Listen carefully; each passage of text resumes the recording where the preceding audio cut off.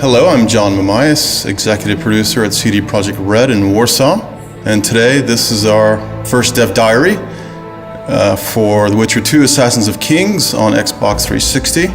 We'll be talking a lot about the new features that are going into the game, and I'll explain a little bit about the fact that the 360 is actually an adaptation from the PC title and not a simple port.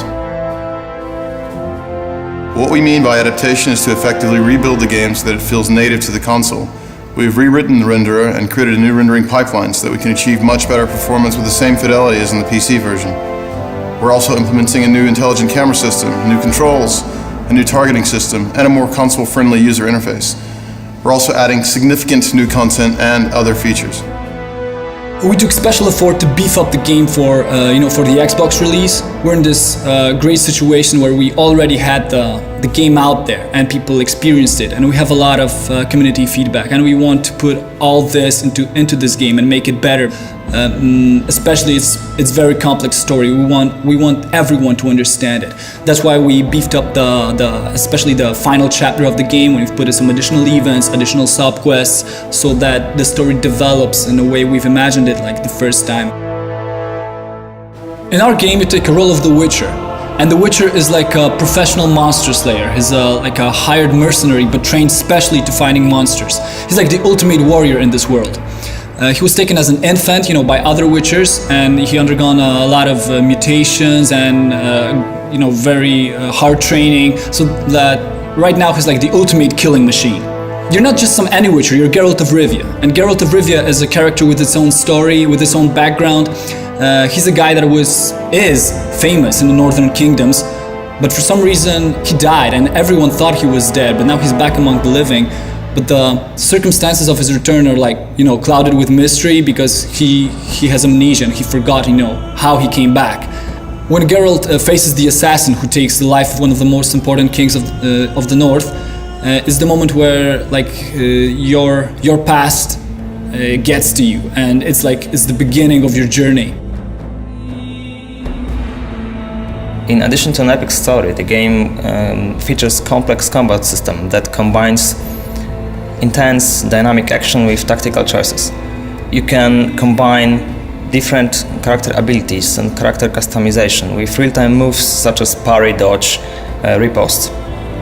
You can also choose from a variety of tactical options. You can use alchemy, traps and bait, you can throw bombs at your opponents, you can use different ranged weapons, you can use magical signs or magic. You can also sneak and deal non-lethal blows, non-lethal attacks to your foes. Since we started to work on adaptation of The Witcher 2 on consoles, we already knew that we had to put a lot of work to make user interface fit more to the gameplay style of the consoles.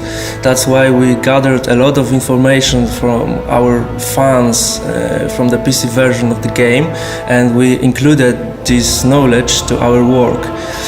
We are also including a lot of new improvements, like to give an example, a special, totally new targeting system which allows you to select easily a proper enemy.